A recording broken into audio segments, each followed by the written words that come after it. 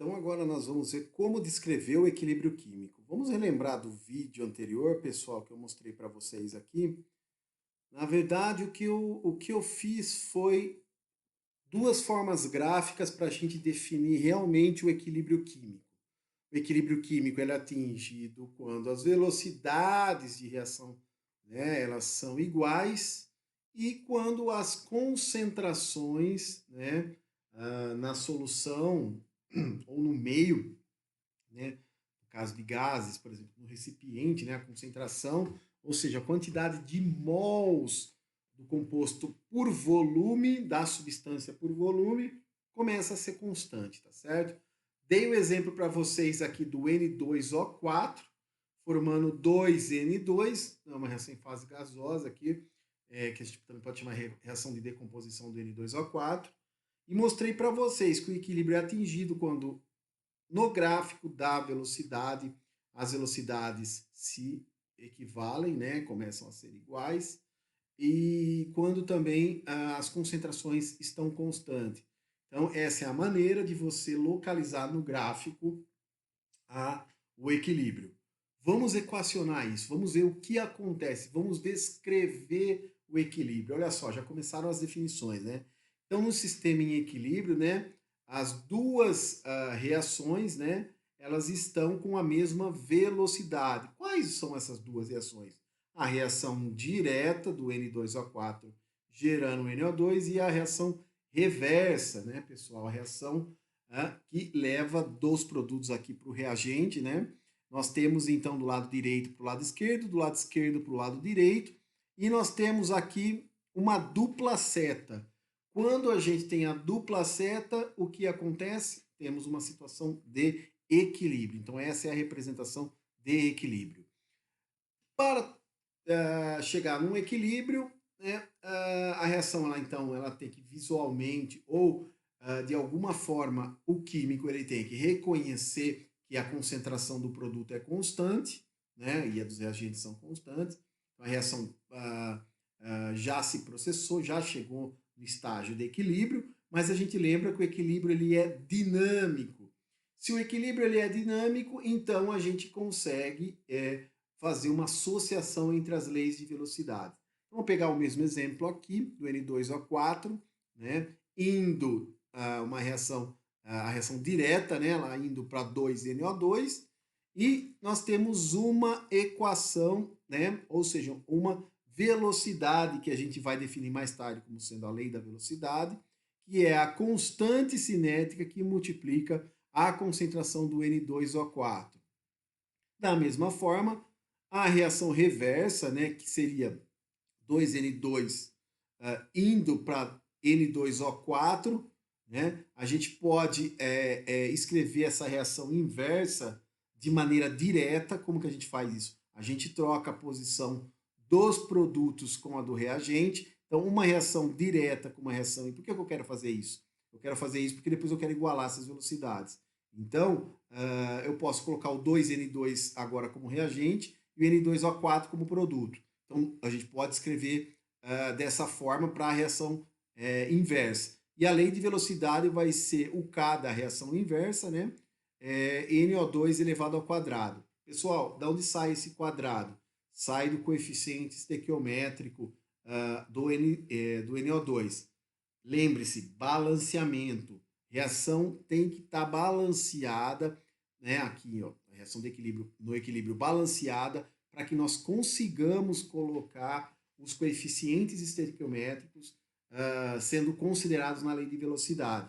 Então, vai ser K que multiplica N2, né, elevado ao quadrado. E se fosse 3?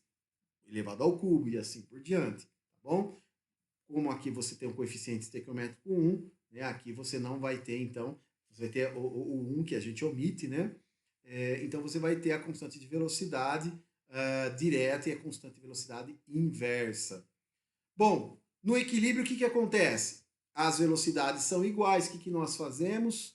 Nós igualamos as constantes de velocidade, então as velocidades, logo nós vamos ter então que K direto é K e K inverso são diretamente proporcionais.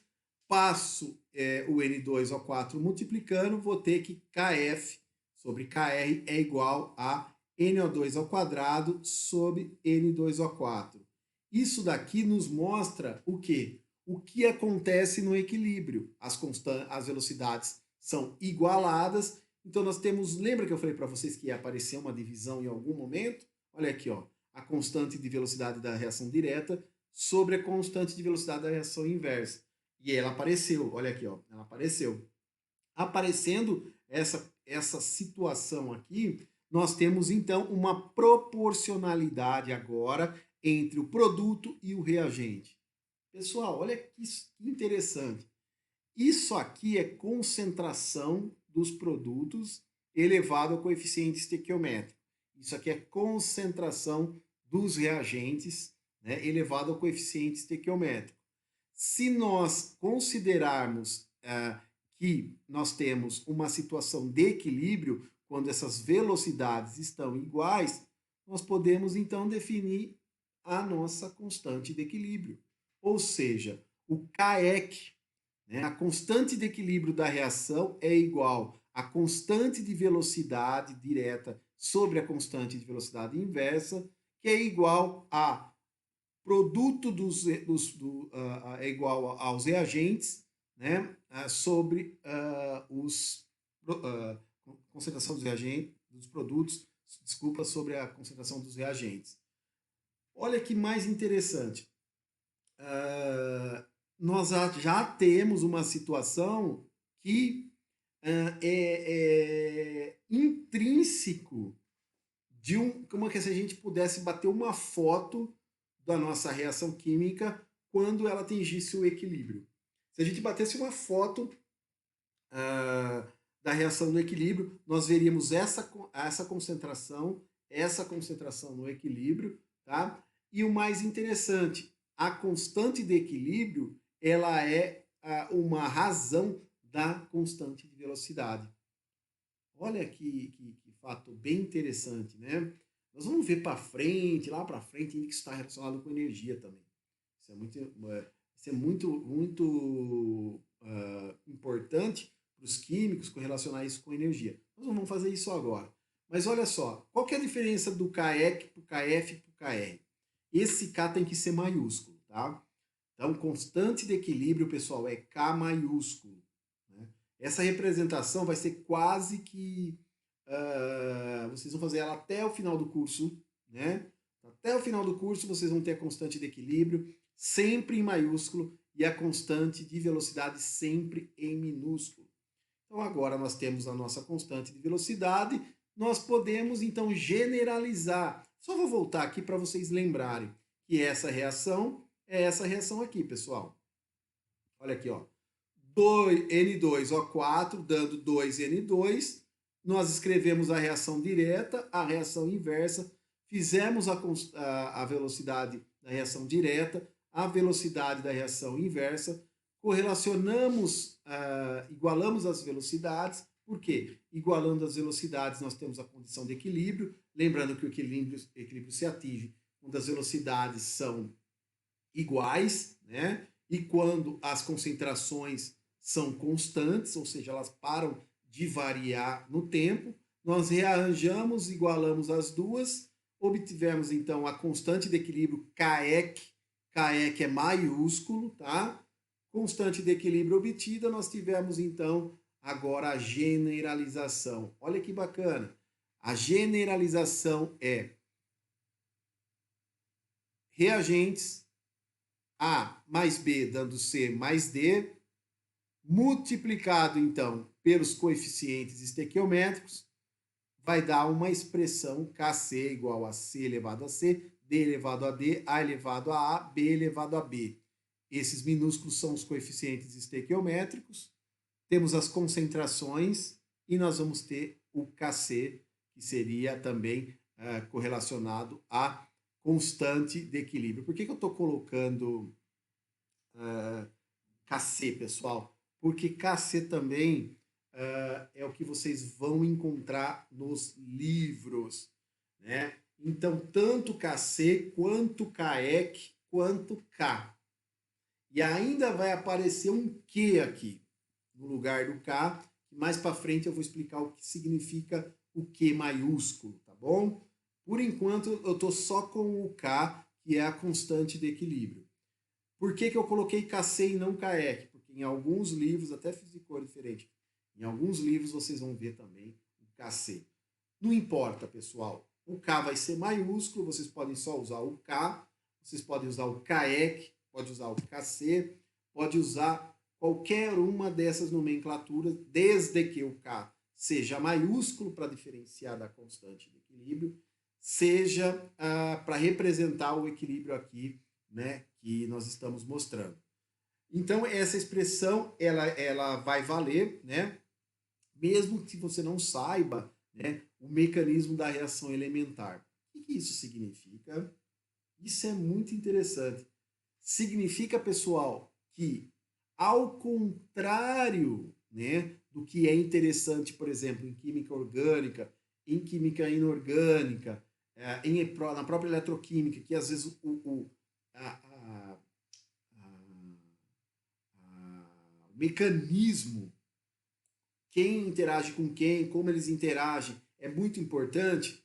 Para você calcular a constante de equilíbrio, tá? A expressão da constante de equilíbrio, não importa se a reação vai para um lado, vai para o outro, se ela vai ter um mecanismo diferente. O que importa é você saber as concentrações no final. Ela ela é, ao mesmo tempo que ela é uma expressão analítica, né? Ela é uma expressão que te possibilita desvincular o mecanismo.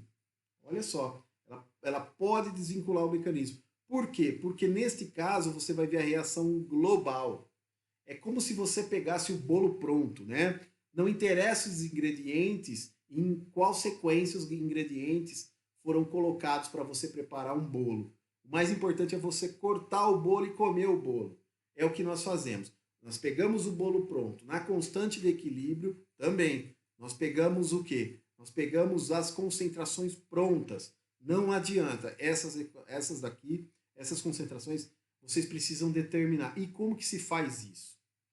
Pessoal, isso é feito no laboratório. A gente tem vários métodos para fazer esse tipo de determinação, né, da concentração de cada uma das espécies. Para vocês calcularem, vocês vão precisar desses valores. Então, é muito importante a gente entender a constante de equilíbrio para conseguir fazer cálculos com ela, para a gente conseguir até fazer previsões no laboratório. Outro fato muito interessante é que os químicos prepararam uma tabela com várias constantes de equilíbrio a 25 graus Celsius, né, na condição normal de temperatura e pressão.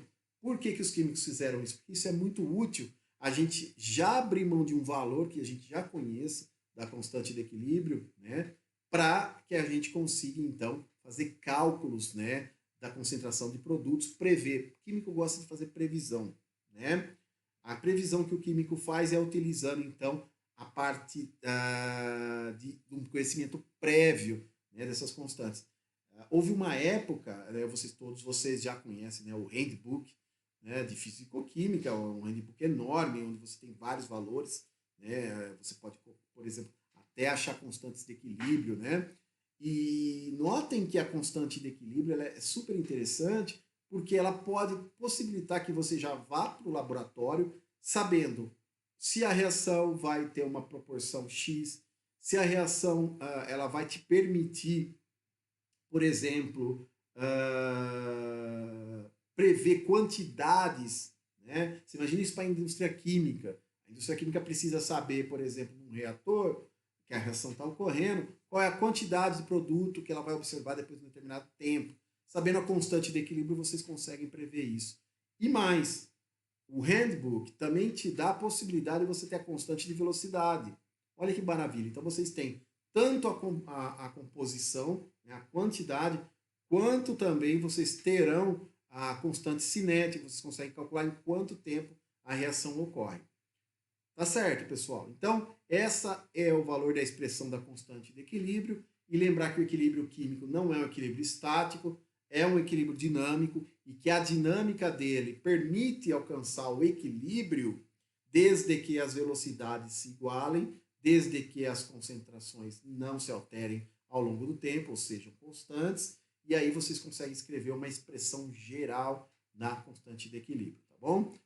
Nos próximos vídeos nós vamos mostrar como fazer alguns cálculos interessantes com a constante de equilíbrio, né, que vai permitir para os químicos, então, ter uma previsão do que ocorre nas reações químicas.